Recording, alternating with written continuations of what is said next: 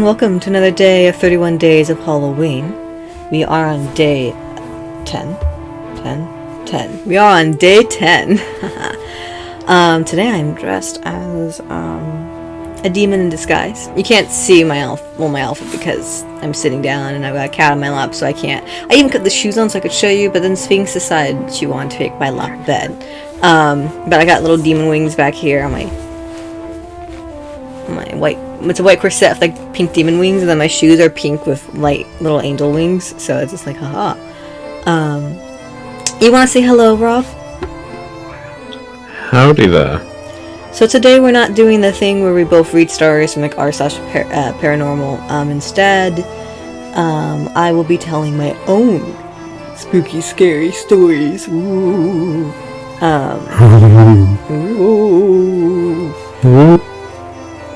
What does it say? I moved from Town F, or City F, to Town M, and now I'm in Town O. And in City F is where I lived in a haunted house, or what my family believed to be haunted, except maybe my dad, because he's a skeptic. We all kind of had our own personal little mini experiences and things like that, and there's just things that would happen a lot that didn't seem like coincidence and stuff like that. One of my own personal experiences when I was very young, and I understand, when you're in a mindset to be spooked and stuff like that, you might think things happen, and I'll talk about 3 a.m. and how I often did it to myself, and I tried telling myself, it's just in your head, it's just in your head. But this was an experience where I was just completely, I was pretty young, and I was just completely nonchalant, just eating my SpaghettiOs. I was laying on the floor, laying on my belly, just eating SpaghettiOs upstairs, and I suddenly just hear this breath, like right in my ear, and I was just like, nope, fuck that, and I immediately picked up, I don't remember, actually can't recall if I left my SpaghettiOs or I took it with me, but I immediately just went downstairs. I was just like, nope, not engaging, not happening. I feel like if that was alphabetic spaghetti, you would have taken it with you. Oh shit, I just realized I should have been wearing my headphones, because now my microphone's also catching your voice. So I won't double record that. I'm just gonna have you'll have my explanation as to that too. So I made a dumb. One of the other experiences I had that were personal and for me especially, me and the second youngest sister. So I'm the youngest of 4, and all my siblings, all my big siblings are sisters, or female, cis female as far as I know.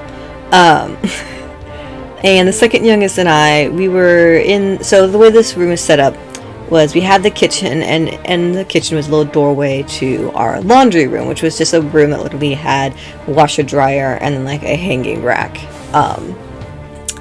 And you could see inside the laundry room no problem. We usually have that door open. And I was trying to kill a fly.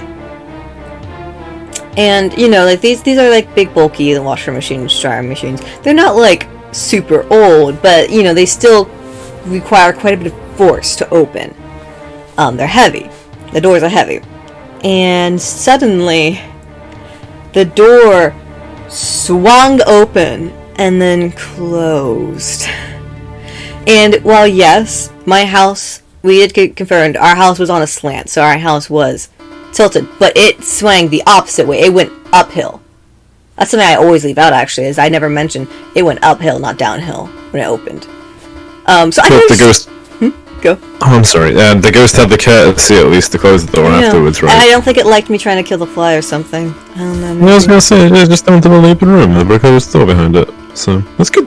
It's a good ghost. But yeah, and my sister and I both witnessed that. We both kind of like exchanged looks, and we're like, "You saw that too, right?" You and we both kind of. I think we have both like investigated a little bit too. But you're a little braver when you're with someone. And if you watched my story about my own like dreams and stuff like that, this is the same sister that was in that dream, the dream with the ghost girl, where we were holding hands to like not lose each other.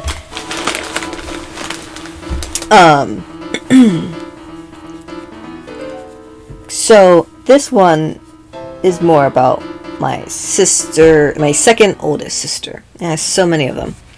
And one night, I think it was the same night that my papu died, the weekend of, and we were staying over at my yaya's house. Papu is Greek for grandfather, yaya is Greek for grandmother. and my papu had just passed away, and so my sister is stupidly looking up demon summoning spells or incantations and stuff like that. She's edgy like that.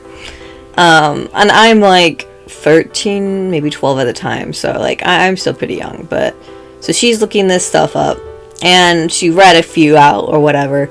Not in front of me as far as I can remember, but she did do it. And at the time, so this is not the same sister from the dream story, but I think I might have explained the way our rooms worked in the dream story. And at the time, she's the one staying in this room that's kind of like perpendicular to my room. And between our rooms, my door is on the other side though, but between these rooms was this fire alarm, and then the bathroom. I think it was a very tiny little hallway where it was just enough to get into her room or the bathroom, and then there's a fire alarm above it. And it was like, since she did that, there was a bunch of experiences she and my oldest sister were, I apologize if you can hear any background voices, where she and my oldest sister, whose room was directly below hers, were having.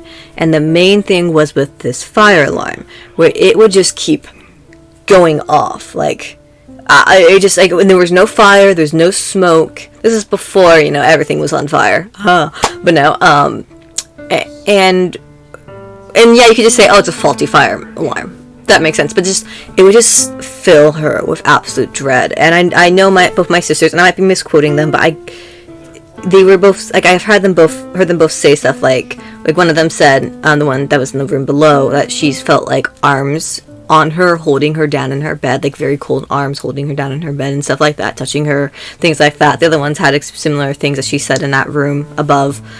And with the fire alarm, even when we switched it out and we got a brand new, like, special high-tech one, it even talks. Like, it'd be like, smoke detected, like, it talks to you. And even then, that one it only had like one or two experiences that were wonky. It didn't like go off all the time like the other one, but to be fair, my sister had moved from one room to the other. Actually, she moved the one directly below at that point. But it was still like it would happen every now and then still. With a new one, like just twice. I say every now and then, so just twice. And one of those nights, I stupidly was like, okay, like we took it down because it was going off and we're trying to make it shut up. And I decided, like, I'll put it down somewhere, and I decided to bring it into my room. And at the time, I had a loft bed, so I had a bunk bed with a desk underneath it, and I put it on my desk. And I go to bed that night, I'm like, why did I put the cursed fire alarm under me while I sleep?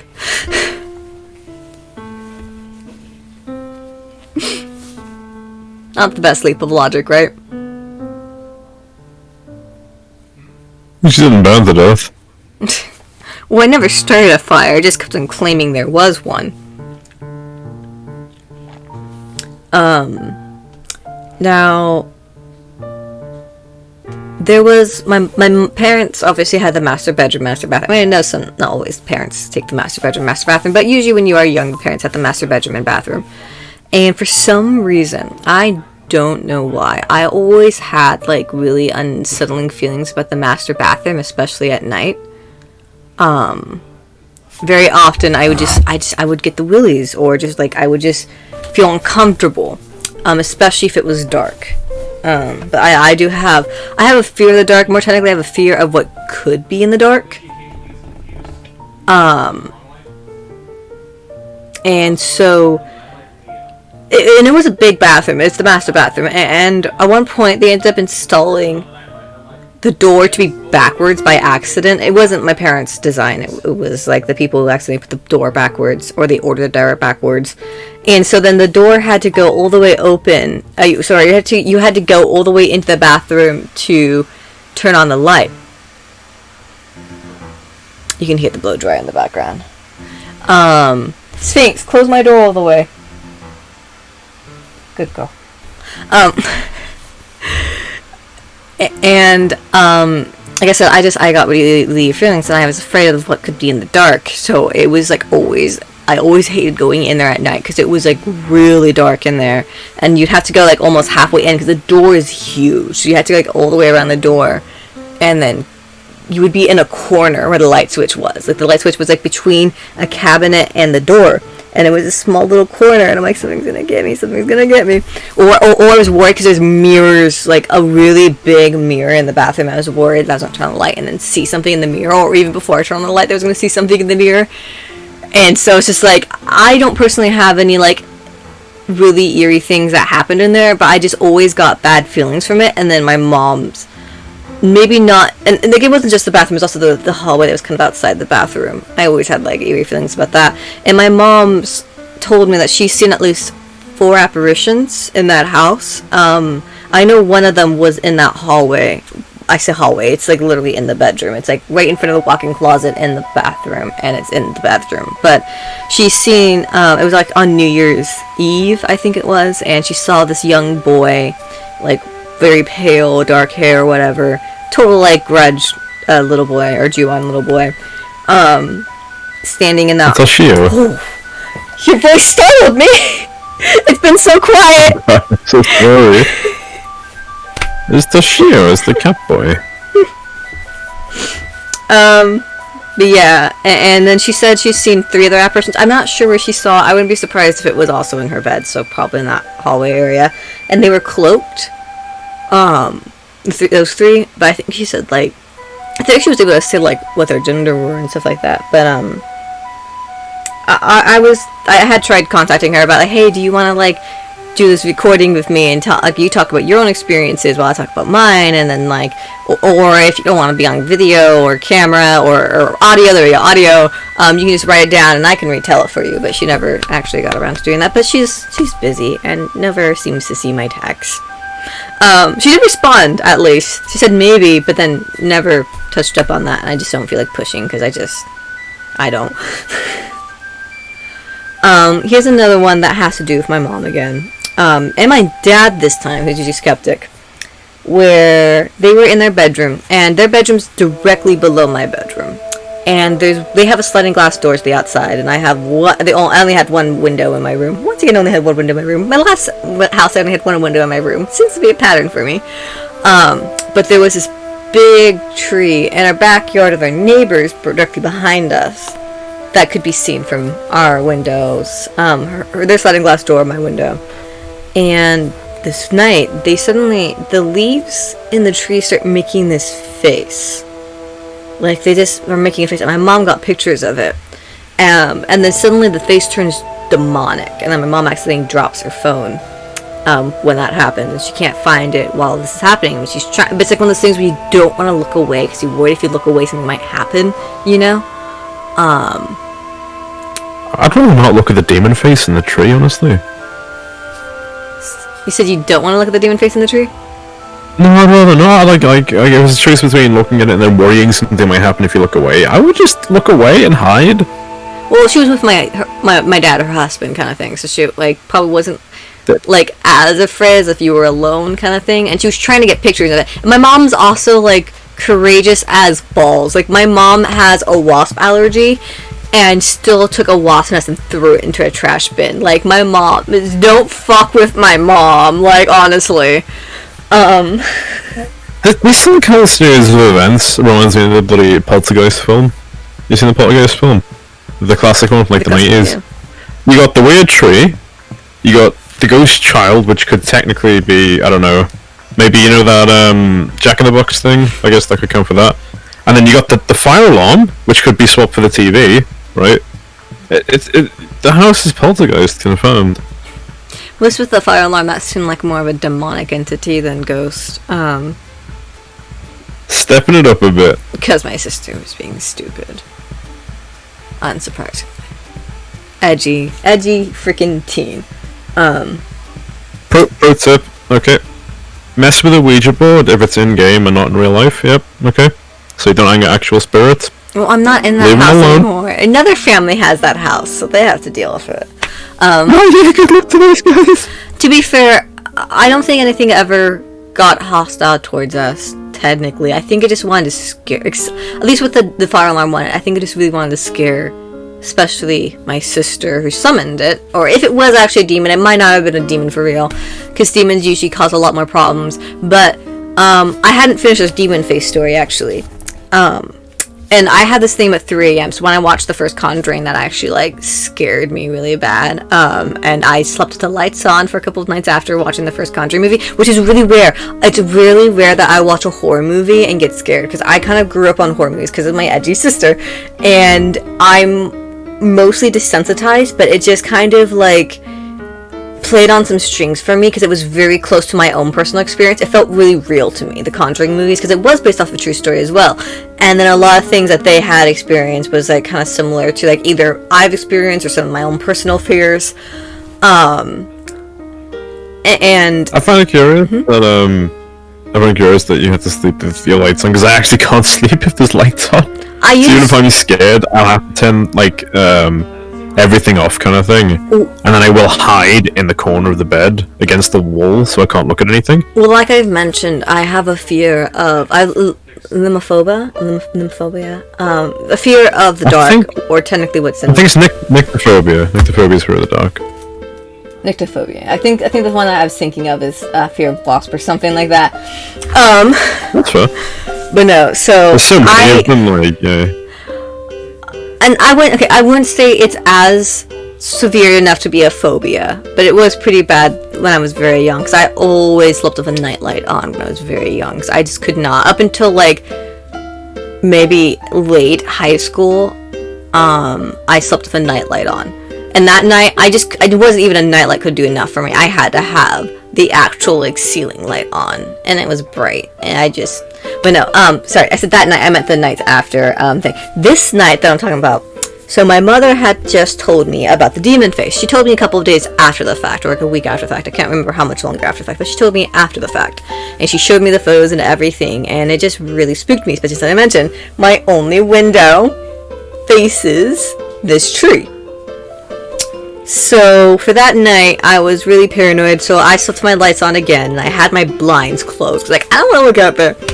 And eventually I did fall asleep. But for some reason, I had this habit of constantly waking up before 4 a.m., especially around 3 a.m.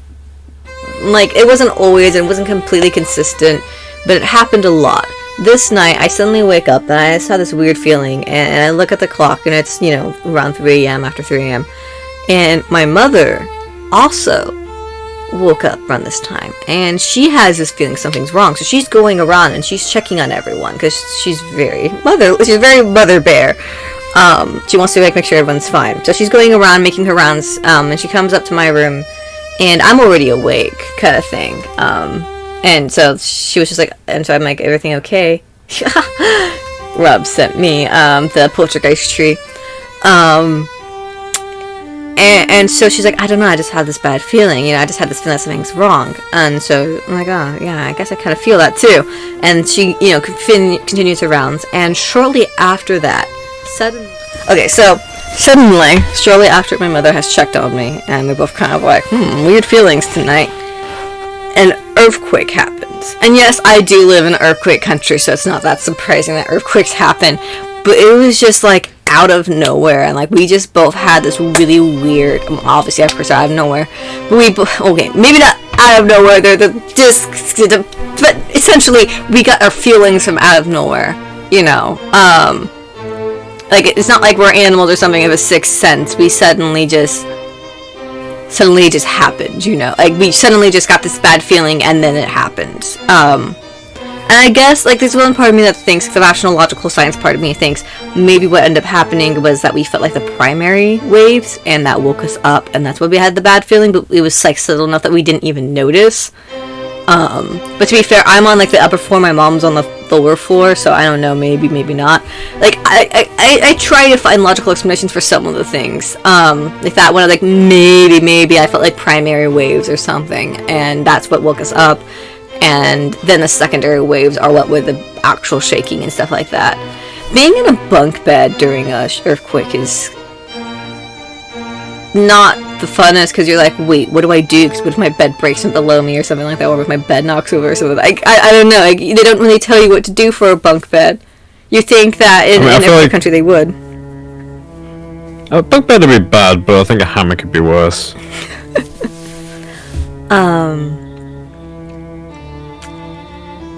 Which reminds me, so this one's not of my own house, but I feel like I share, especially after following up the earthquake story. Where for my sister, when my older sister's wedding, she got married in Disneyland because she's a little princess. We ended up renting this villa. It was too small to call a mansion, so it's a villa. And it's been around since like the 1930s. And it was beautiful, it was nice, it was really cool. But there was this little door, this little random door, like in like the middle of like one of the parlor rooms or whatever, and it was like really tiny. Like, it was short. And it was usually kind of like a crawl space type of thing. Is usually what this would be. And none of us ever tried opening it. I don't believe, for like the first few times we ever stayed there. And so of course we were going back and forth between Disneyland and the villa because, you know, Disneyland. And the night before my sister's wedding, some earthquakes started. And when I get back to the villa that night after like the first shock of waves, the people in the bridal posse, that's what she called them, the bridal party, like the bridesmaids and grooms that were staying with us, groomsmen that were staying with us, they were saying, oh yeah, we opened the little door, and that's when the first, like, shortly, right after they opened the little door, the earthquake happened, like, almost like it was triggered by it or something like that. And behind the door, apparently, was just bricked off. Just nothing. You can't get in there. It's bricked off. And I could see that the owners probably did that to prevent anyone from doing something, especially kids doing something stupid, because this house was made to, like, or was being rented to, like, families and stuff with children and stuff. So I can understand that maybe they just didn't want kids going in there and doing stupid stuff, or just stupid, edgy people doing stupid stuff. I'm not saying you're stupid if you're edgy. I just want to clarify that. But you can be stupid and edgy, and that might lead to problems. There's a fine line between, like, cringy, edgy, and just, you know, edgy.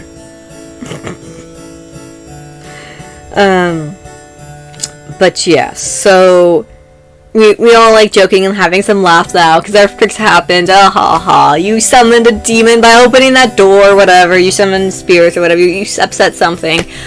And so we're all like still doing stuff. We're playing pool. And like I said, this house is an old house. It's been around since before the 1930s. They even have photos of people inside this house from that time and stuff like that. And so the pool table was this big, old, heavy pool table. And suddenly, another earthquake happens. And it's really strong. And so they tell you when an earthquake happens, either hide under a table or go into a doorway. And I'm on, like, the farthest side from the doorway. I'm, like, on one side of the pool table. So my first instinct is, okay, I'm going to go in at the pool table. I'm thinking, it's big, it's heavy, it's going to be really hard for it to move. And everyone else, though, ended up going to the archway, the doorway archway thing. But luckily it's an archway, not a doorway, because sometimes doorways can be bad, because doors can slam into you. But there's no door here, it's just an archway. So it's actually really safe that they went there. But I just kind of panicked and went underneath the pool table right away. And I'm all alone under the pool table, and it's shaking so much. This big, heavy, old pool table is shaking and moving. It's moving while I'm under it. I'm like, I'm gonna get crushed by a pool table. And I'm gonna die alone. That image in my head that, you know, in horror movies where, like, someone's hiding underneath something and they turn around and there's the ghost and like, oh, you know, or it pans over and there's the ghost and then they notice it. Like, I thought that was gonna happen too. Like, I'm like, something's gonna pop up next to me. And then eventually, when things, like, those shakes kind of slowed down, I immediately ran to the archway for everyone. I was like, nope.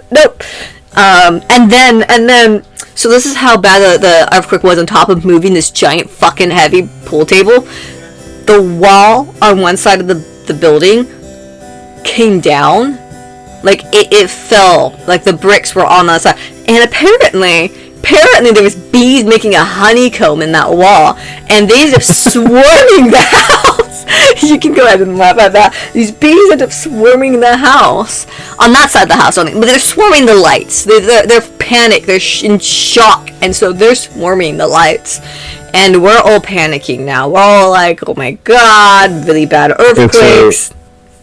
Your sister summoned a demon. No, not my sister. messed- Her friends. Oh wait, no. This sister wasn't present during this part. The one that summoned the demon. Some numbskull summoned a demon who destroyed the side of the house and also summoned bees. It must have been Beelzebub. Beelzebub's Lord of Flies, not bees. So, one of the bridesmaids is like allergic to bees, so she and her boyfriend ended up like leaving for the night. And they took the maid of honor too. They're like, nope, we're not staying here. Sorry. Like, nope. One of my friends, my plus one to the party, at the wedding, was landing in the airport that night. This is the night before the wedding. Like, literally, the night before the wedding, this is happening. And so I was like, I'm going to have to pick up my friend from the airport, and then she's going to come into this chaos. I'm like, I swear the house was beautiful before it fell apart. And there's like so many like old antiques and glass and stuff, and it's shattered over the floor because the earthquake knocked them over, or several, because like there's, I know you've never personally experienced an earthquake, right, Rob? I feel like I might have been present for a low level one at one point or a second point, but no, not a proper one. Like, and here's the thing: like, earthquakes, they don't tend to just be one wave. They don't tend to do one wave shakes. There tend to be several, especially the bigger ones. So like, there's several shocks, and then there's aftershocks as well. Oh yeah, there's like first primary, secondary. I want to say sometimes tertiary, and then there's aftershocks. So it's like it didn't just stop after like those first two waves and stuff that I mentioned.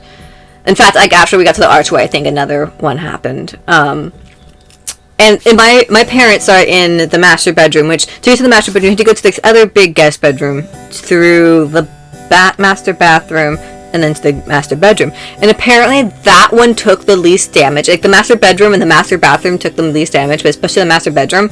And so my family, we've grown up in earthquake country. So my mom, she had a really bad migraine. She took some medication to knock herself out. So she slept through, like, most of that. And she hears us all panicking and stuff, and she thinks we're just overreacting. She's looking inside her room, and hardly any damage has happened. And she starts going out to the bathroom, and she starts seeing some shattered glass. She's like, oh, okay. And she goes into the next room, and, like, I think that the bed was, like, moved and stuff like that. And she's like, wait. And then she goes out into the actual house, and literally glass on the floor. I think I might be wrong, don't quote me on this, but when I think a chandelier might have fallen or something. I think that was wrong, but I know like there's literally chaos everywhere, and then there's the bees swarming. And when I got back with my friend I picked up from the airport, the bees had all died because they died of shock. Those poor guys. My God, those poor bees. Yeah, they died of shock. I mean, they built their honeycomb inside a freaking foundation of a house. A really old house. That'd be a really safe place to have it, but not when there's an earthquake. But yeah, my sister though was my sister was the most relaxed, the one who was getting married was the most relaxed, and she's like, it's okay, everything's gonna be fine, you know, like especially since she is very used to like earthquake country. And she ended up describing it the next day as Mother Nature was so excited she shook with joy. You know, so excited for the wedding she shook with joy. Back in the days when she was chill. I think her chillness was like wavering during most of that engagement. Like she would kind of sometimes have her bridezilla moments. But for the most part, she was a lot more chill back then than she is now.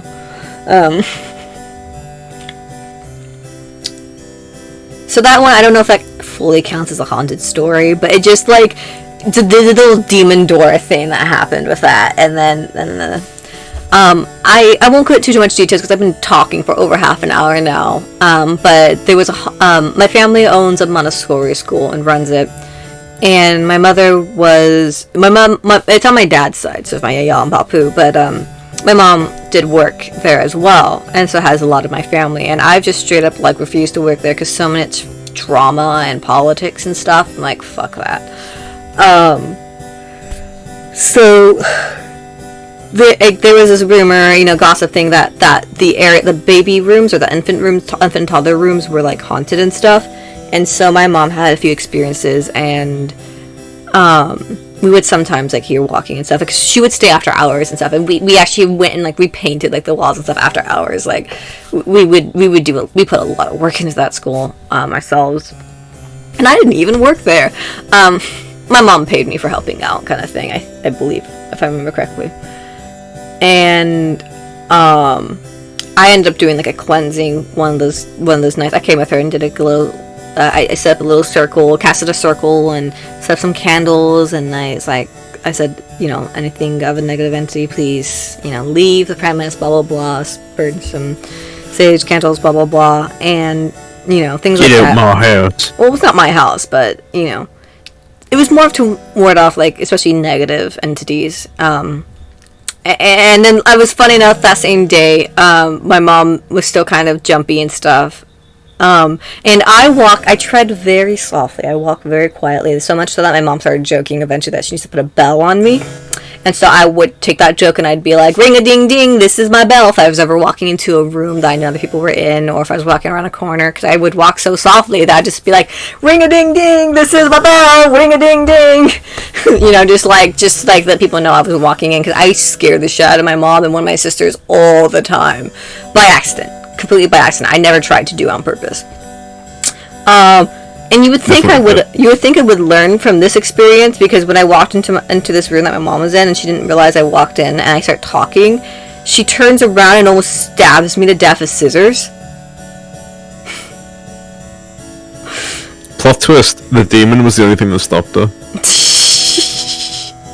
I think I almost like fell to the floor in like shock and fear. I was like, oh my god, my mom's gonna murder me.